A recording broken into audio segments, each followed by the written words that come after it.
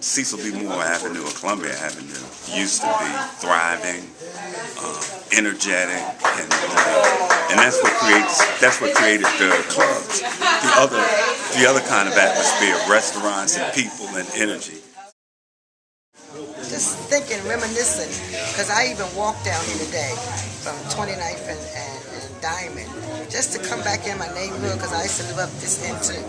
But I remember in the 50s and 60s, well, you kind of telling my age, but so what?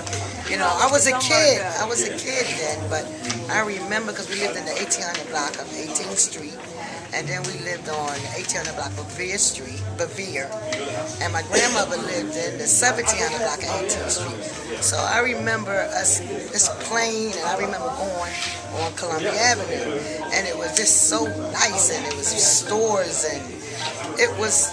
I kept saying, "Oh, I can't wait till I get grown, so I can get involved in this," you know, because we didn't travel too much at night, but I would listen to my mom when they come home saying, you know, they didn't have a ball, you know, they sitting on the steps that night talking. So that's where we used to shop at. We didn't go downtown. I knew nothing about Center City. You know, we would do all our shopping there.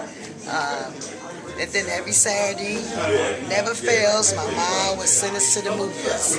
It was the Liberty movies, and that's what we would be half the day, in the Liberty movies. And I guess it just took me back a little bit, me playing in the street, and my brothers and sisters. And at night, a lot of times, because it was hot, we ain't had no air conditioner. You know, we had fans, and there's probably one fan, and they would let us stay out late, but we only could sit on our steps, and that's how we played all the step games, you know. Everything was done on your payment, and we just had a good time back then. And, I was just sitting there remembering all the little things that on Cecil, well, on Columbia Avenue as it was then. It was just a nice place, you know. They had church. They had a church on the corner of 18th and Diamond. Yeah, my grandmother's friend had a candy store. Her landlord had a store on. His name was Mr. Fuller. I'll never forget him. You know, he used to come and collect her rent, but we would give him hell.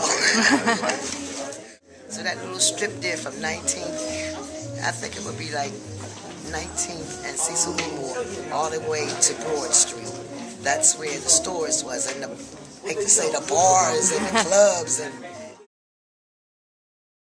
well, I grew up in the neighborhood. I grew up on 1900 Judson Street, and I was just looking at the weather today, thinking this is the day that my mom would tell us we're going to Fairmount Park, and we would be all excited and get dressed and quickly and walk to Fairmount Park and walk back, you know, at the end of the day. You know, Fairmount Park has Memory Smith Playground.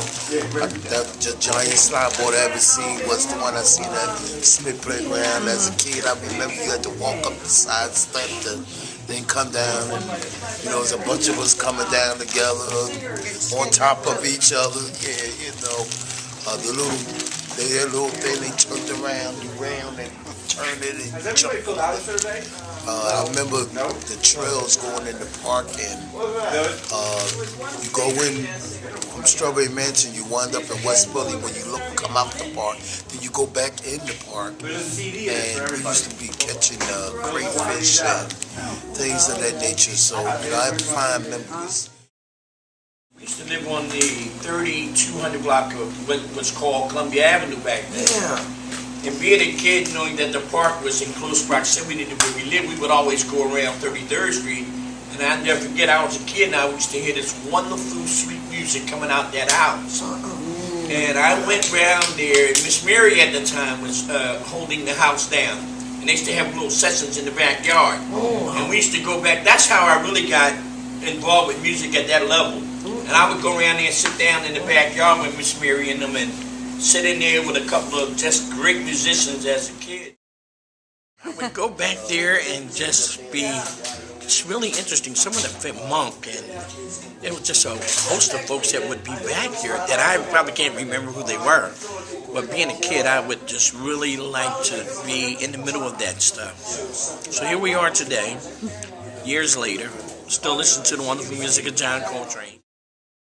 The most striking portrait that we have in our community that makes me happy to see it is him blowing his horn right there on Diamond Street in between Latrona and 33rd Street. And I actually have a picture of me and my daughter at 5 months old in front of that picture. And my recollection of the Coltrane House is when all the musicians of the city stands in front of the house and take pictures, and most of them are my friends and confidants.